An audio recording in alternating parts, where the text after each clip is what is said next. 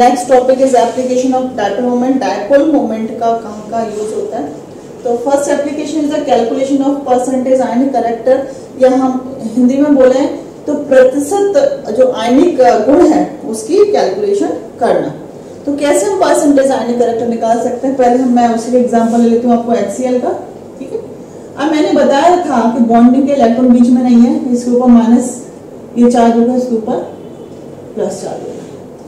अब क्या हुआ, HCl जो मॉलिक्यूल है तो कोवलेंट, ठीक है, कोवलेंट मॉलिक्यूल है, या हम हिंदी में बोले मॉलिक्यूल कैसे सहसंयोजक है मॉलिक्यूल। क्योंकि क्यों सहसंयोजक है? क्योंकि मॉलिक्यूल का फॉर्मेशन कैसे हुआ? शेयरिंग ऑफ इलेक्ट्रॉन से हुआ। एक ने एक इलेक्ट्रॉन दिया, दूसरे ने एक इलेक्ट्रॉन दिया, और एक हमारा सिंगल बॉन्ड बन गया। तो ये कोवलेंट या सहसंयोजक बंध होने के बावजूद भी इसके अंदर कौन से लक्षण क्रिएट हो रहे हैं? आयनिक। अब आयनिक कंपाउंड्स कौन से होते हैं? उनके अंदर कैटायन होते हैं और एनायन होते हैं। ठीक है, कैटायन क्या होता है? पॉजिटिव चार्ज वाला आयन होता है, पॉजिटिव, और ये क्या होता है? नेगेटिव चार्ज वाला आयन होता है। तो इसमें आयन फॉर्म हो रहा है और इनको हम बोलते हैं आयनिक कंपाउंड। तो यहाँ पे भी आप देखेंगे आयन फॉर्म तो हो रहा है, लेकिन 100% फॉर्म नहीं हो रहा है, पार्शियली, मींस थोड़ा सा अमाउंट इसके अंदर आयनिक कैरेक्टर का आ गया। अब ये थोड़ा सा अमाउंट कितना होगा, इसकी कैलकुलेशन हम किसकी हेल्प से कर सकते हैं? हम इसकी कैलकुलेशन कर सकते हैं डायपोल मोमेंट की हेल्प से। So it is very important application, calculation of percentage ionic character या फिर प्रतिशत आयनिक लक्षण की गणना करना। सो इलेक्ट्रोनेगेटिविटी डिफरेंस की वजह से आप देखेंगे अणुओं में कुछ आयनिक लक्षण उत्पन्न हो जाते हैं। दोबारा सुना, इलेक्ट्रोनेगेटिविटी डिफरेंस की वजह से अणुओं में कुछ आयनिक लक्षण उत्पन्न हो जाते हैं। अणुओं में आयनिक लक्षण की प्रतिशतता निम्न सूत्र द्वारा ज्ञात की जा सकती है। Percentage ionic character in a molecule can be calculated by using following formula. अब वो फॉलोइंग फॉर्मूला क्या है? परसेंटेज आयोनिक कैरेक्टर है ना, या हम हिंदी में बोले इसको आयनिक प्रतिशतता। अब म्यू की वैल्यू दो तरह से होगी, म्यू ऑब्जर्व्ड और म्यू कैलकुलेटेड। इसके बारे में भी आपको बताऊंगी। म्यू ऑब्जर्व्ड जो आपने देखा, म्यू कैलकुलेटेड जो हमने कैलकुलेट किया इनटू 100, ये फॉर्मूला है। इससे हम परसेंटेज आयनिक कैरेक्टर फाइंड आउट कर लेंगे। अब म्यू कैलकुलेटेड क्या हुआ? ऑब्जर्व तो हमने प्रैक्टिकली देख लिया, प्रैक्टिकली, ठीक है, जो हमने temperature method, refractive index method ये सब पढ़े हैं, इसमें हम प्रैक्टिकली कैलकुलेट कर सकते हैं कि म्यू की वैल्यू क्या है। कैलकुलेटेड, म्यू कैलकुलेटेड कैसे आया, ये हम कैसे कैलकुलेट करेंगे? म्यू कैलकुलेटेड निकालने के लिए E इंटू डी, किसी बुक में E इंटू एल लिखा हुआ है, E इंटू डी। तो E क्या है? चार्ज है, और D क्या है? Distance between the atom. जैसे दो एटम है, दोनों एटम के बीच की डिस्टेंस क्या है? ये हो गया D, है ना, और ये क्या है? आवेश कितना? ही हो गया E। ठीक है, अब इसको समझने के लिए हम एक एग्जांपल लेते हैं जिसमें HCl है। तो HCl अणु में H तथा Cl के बीच की डिस्टेंस 1.27 एंगस्ट्रॉम है। ठीक है, इन दोनों के बीच की डिस्टेंस क्या है? 1.27 एंगस्ट्रॉम।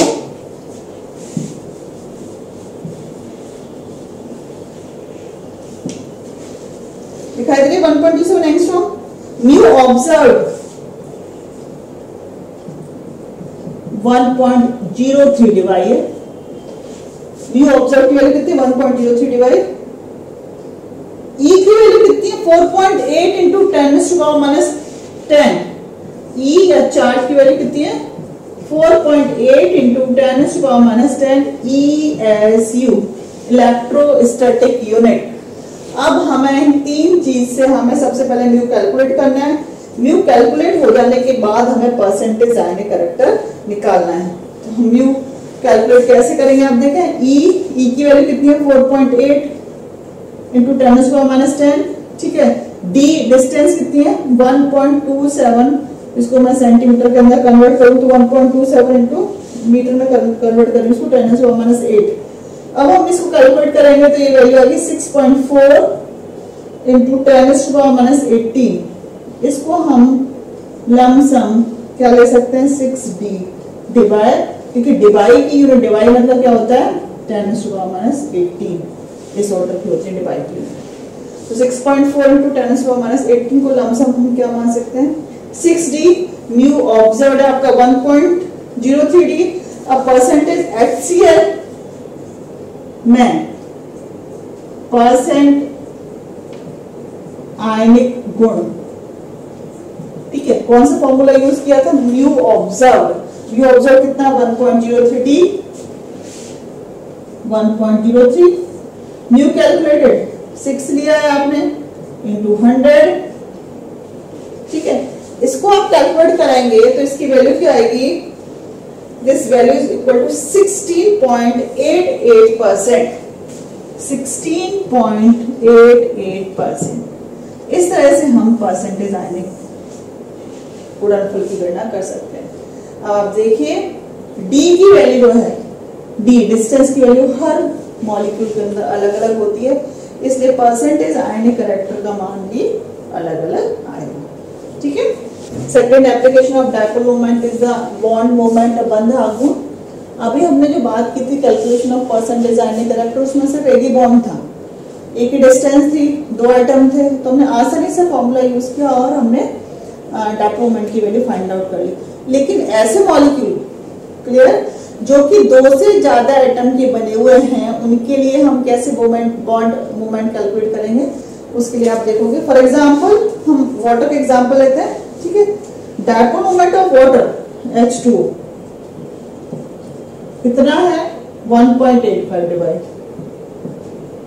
अब हमने इसकी कैसे गणना की, जब आप OH का फॉर्मूला वाटर का फॉर्मूला देखेंगे तो इसके अंदर 2 OH बॉन्ड,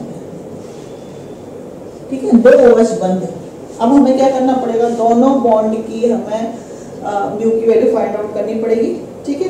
अब हम कैसे फाइंड आउट करेंगे, वाटर मॉलिक्यूल हमने ले लिया, ये 2 OH है, दोनों के बीच का बॉन्ड एंगल कितना है 104.5 डिग्री, 104.5 डिग्री जो है बॉन्ड एंगल है दोनों के बीच में, ठीक है। अब हम इसको ऐसे ड्रॉ करेंगे वाटर मॉलिक्यूल को, ये हो गया एक सिंगल, अगर मैं इस तरह से ड्रॉ कर रही हूं, ये हो गया सेंटर, ठीक है। ये जो है ये एंगल आधा आधा हमने डिवाइड कर लिया, आधा आधा डिवाइड करेंगे तो ये एंगल होगा 52.25, ठीक है, 52.25, ठीक। ये क्या है म्यू OH, ये भी सेकंड म्यू OH हो गया, दिखाई दे रहा है आपको। OH मॉलिक्यूल को मैंने इस तरह से डिवाइड कर लिया, और म्यू ऑब्जर्व जो था, म्यू ऑब्जर्व मैंने देखा 1.85 डिवाइड है, आप देखेंगे म्यू ऑब्जर्व की वैल्यू कितनी है 1.85 डिवाइड। अब हम कैसे कैलकुलेट करेंगे म्यू ऑब्जर्व का मान कैसे निकाला होगा इसने, दिस इक्वल टू 2 कितने बॉन्ड हैं 2 म्यू OH 2 है ना, इनटू cos 52.25 डिग्री, 52.25 डिग्री। तो कैसे निकालेंगे आप 2 म्यू OH, एक बॉन्ड का बॉन्ड एंगल कितना है cos थीटा कितना हुआ, cos थीटा 52.25, हमें 2 बॉन्ड ले रहे हैं इसलिए 2 mu OH cos 52.25 degree. cos 52.25 की वैल्यू क्या होती है, cos 52.25 की वैल्यू 0.6129, ये जो वैल्यू हमें यहाँ रखनी है, और तो हमारा क्या जाएगा 2 म्यू OH 0.6129, ठीक है। अब आप देखेंगे म्यू ऑब्जर्व की वैल्यू कितनी थी, म्यू OH का मान कितना था 1.85, ठीक है। अब बॉन्ड कितना है 2 इंटू 0.6129, तो हमारा गया 1.51 डिवाइड, तो ये हो गया हमारा म्यू ऑब्जर्व। हमारा कितना ऑब्जर्व है 1.51 डिवाइड, कैलकुलेटेड कितना है आपका 1.85 डिवाइड। इस तरह से हम जो है वो मॉलिक्यूल्स जिसके अंदर 2 से ज्यादा आइटम है, हम डायपोल मोमेंट की कैलकुलेशन कर सकते हैं। नेक्स्ट एग्जांपल लेते हैं हम, जैसे 2 एटॉमिक मॉलिक्यूल है, मॉलिक्यूल है उनका बॉन्ड एंगल 0 है, कुछ मॉलिक्यूल है उनका बॉन्ड एंगल कुछ है। वो किसके ऊपर डिपेंड कर रहा है? शेप के ऊपर डिपेंड कर रहा है। तो we take example of another type of molecule. Third, calculation of dipole moment on the basis of structure. Molecule की संरचना को देखकर हम यह पता लगा सकते हैं कि ये पर्टिकुलर मॉलिक्यूल है, ये जो ध्रुवीय होगा ये मॉलिक्यूल है, ये नॉन ध्रुवीय होगा। तो क्या है इसके अंदर? अब आप देखिए ट्राइएटॉमिक मॉलिक्यूल, हम बात करते हैं ट्राइएटॉमिक मॉलिक्यूल की।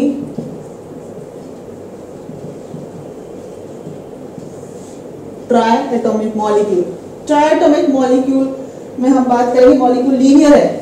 यदि मॉलिक्यूल लीनियर है, यदि अणु लीनियर है, ठीक है, यदि मॉलिक्यूल लीनियर है तो उसका जो डायपोल मोमेंट है म्यू का मान है वो क्या होगा?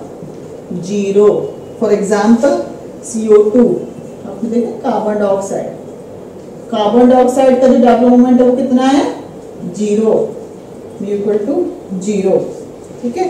HgCl2 mu equal to 0।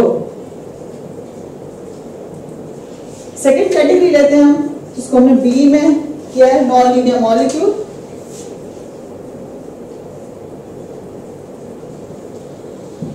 Non linear molecule के अंदर क्या आ गया? OHH, वाटर आ गया, SHH आ गया आपका, और SO2, S double bond O double bond O। तो अभी आपने देखा वाटर का डायपोल मोमेंट कितना था?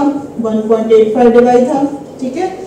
SH2 का म्यू इक्वल टू 1.6 डिवाई और SO2 का म्यू इक्वल टू 1.63 डिवाई। तो आप देखें आराम से, ठीक है। ट्राइएटॉमिक मॉलिक्यूल में यदि मॉलिक्यूल लीनियर है तो उसके डायपोल मोमेंट की वैल्यू कितनी होगी? 0 होगी। फॉर एग्जांपल हमने क्या लिया? कार्बन डाइऑक्साइड, CO2 ट्राइएटॉमिक है लेकिन वो लीनियर है। सेकंड एग्जांपल है HgCl2, है ना, ये मॉलिक्यूल भी लीनियर है तो इसके लिए म्यू का मान कितना होगा? 0। सेकंड, नॉन लीनियर मॉलिक्यूल में वाटर जिसकी वैल्यू 1.85, ध्यान से देखना, 1.85 debye, SH2 mu equal to 1.6 debye, SO2 sulphur dioxide mu equal to 1.63 debye, ठीक है। तो on the basis of structure we can easily find out कि क्या इसके अंदर डायपोल मोमेंट होगा। अब ऐसे मॉलिक्यूल के एग्जांपल लेते हैं जो नॉन लीनियर है, ठीक है, लेकिन उसका डायपोल मोमेंट, ये जो मॉलिक्यूल है तो कुछ ना कुछ डायपोल मोमेंट है। अब ऐसे मॉलिक्यूल देखेंगे जिनका डायपोल मोमेंट 0 है। SO3 म्यू इक्वल टू 0 कैसे हुआ? इसका वेक्टर इधर जा रहा था, दोनों का एडिशन, एडिटिव वेक्टर इधर, दोनों ने एक दूसरे को कैंसिल आउट किया, म्यू का मान कितना हो गया? 0। BF3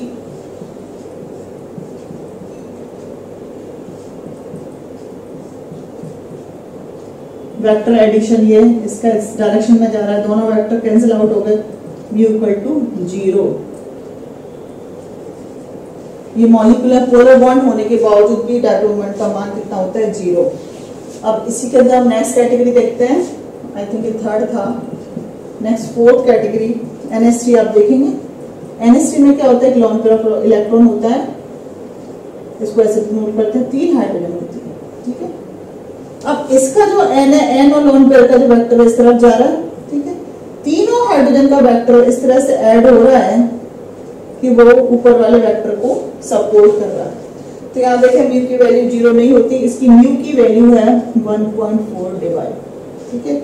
इसी तरह से आप देखेंगे कि जो PF3 है ना, PF3 में भी वैल्यू 0 नहीं है, क्योंकि P में भी लोन पेयर ऑफ इलेक्ट्रॉन है और वो F बॉन्ड जो है वो उसको शेयर कर रहा है।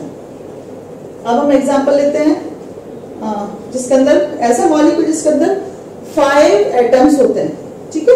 और 5 एटम्स वाला ये तो ट्राइएटॉमिक हो गया, 5 एटॉमिक वाला, ये 4 एटॉमिक हो गया, टाई के बाद ये 4 एटम्स आ गए इसके अंदर। 5 एटॉमिक मॉलिक्यूल, 5 एटॉमिक मॉलिक्यूल,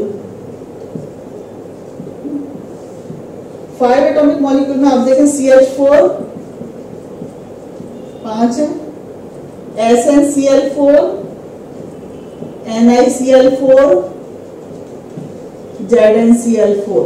ये सारे के सारे लीनियर है, कैसे मॉलिक्यूल समतल हैं या मैं बोलूं लीनियर हैं, इसलिए म्यू की वैल्यू कितनी हो गई 0। ठीक है,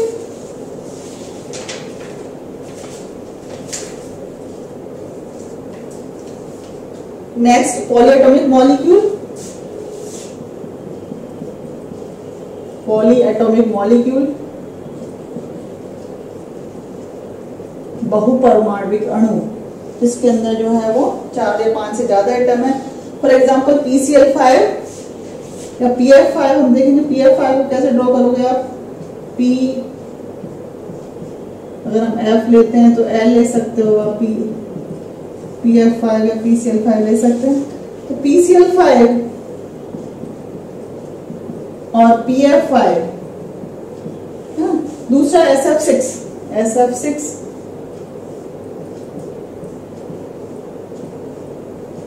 1 2 6। This example is SF6। इसका जो म्यू का मान है इसका भी 0 और इसका भी 0। तो स्ट्रक्चर के ऊपर डिपेंड करता है कि पर्टिकुलर मॉलिक्यूल में, हालांकि इंडिविजुअल बॉन्ड जो है वो आपका पोलर है, लेकिन एज ए होल जो मॉलिक्यूल है वो कैसा होता है, नॉन पोलर होता है, या हम बोल सकते हैं डार्क मूवमेंट 0 होता है।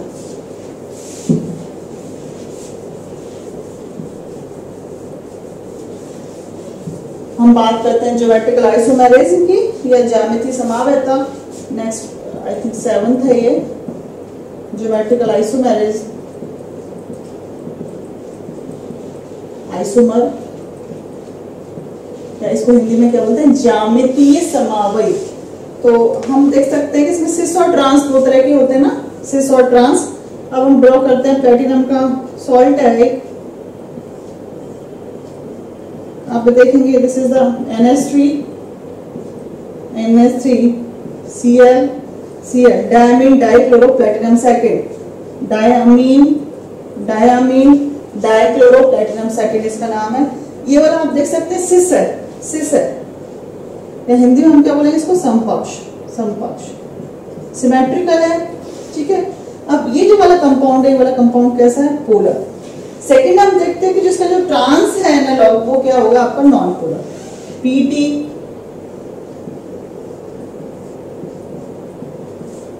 अब देखते हैं Cl NH3 ये हो गया ट्रांस, और इसमें म्यू की मान क्या होती है 0, अध्रुवीय। सेकेंड एग्जाम्पल, अगर हम ऑर्गेनिक कंपाउंड के बारे में बात करते हैं तो COH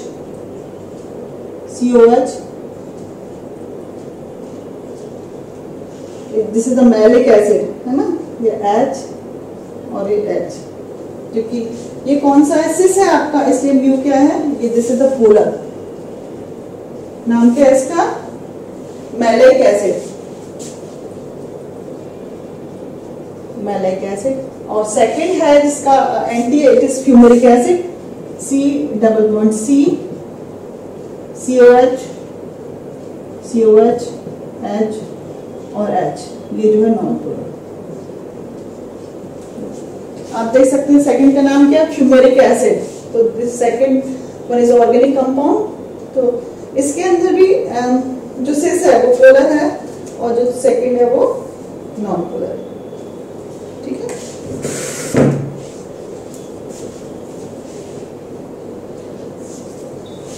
दो एग्जाम्पल और लेते हैं जल्दी से।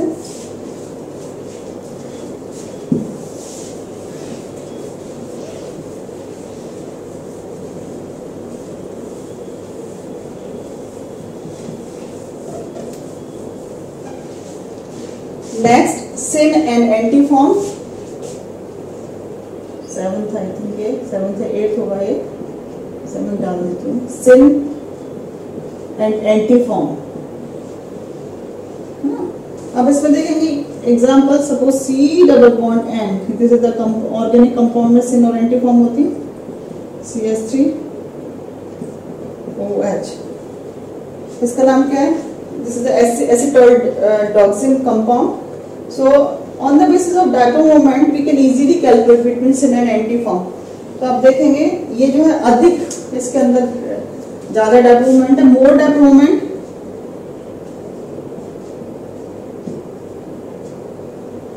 और इस तरह से इसकी जो एंटी फॉर्म है आप देखेंगे CH3 C double bond N H OH, this is the anti form है ना, anti acetaldoxime, this is the low value of mu. ठीक है। नेक्स्ट ओरिएंटेशन ऑफ सब्स्टिट्यूएंट, किस तरह से मोस्टली जो ऑर्गेनिक कंपाउंड जो होते हैं उसके अंदर बेंजीन पे जो सब्स्टिट्यूएंट होते हैं उनकी ओरिएंटेशन के ऊपर भी डायपोल मोमेंट की वैल्यू डिपेंड करती है। फॉर एग्जांपल जैसे हम डाइक्लोरोबेंजीन की बात करते हैं, डाइक्लोरोबेंजीन में मैंने ले लिया Cl, तो ये जो है सबसे ज्यादा मोर पोलर है, सीधा मोर पोलर कंपाउंड। ठीक है, इसका वेक्टर ये, इसका वेक्टर ये, दोनों का वेक्टर एडिशन हो जाएगा। So the value of mu is 2.570।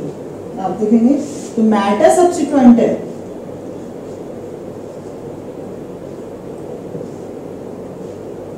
Cl and Cl, the value of mu is 1.55। Vector add हो रहा है, इसका भी और इसका भी ऐड हो रहा है, लेकिन वो वाली बात नहीं है जो ऑर्थो के अंदर थी। और जब आप पैरा पे जाते हैं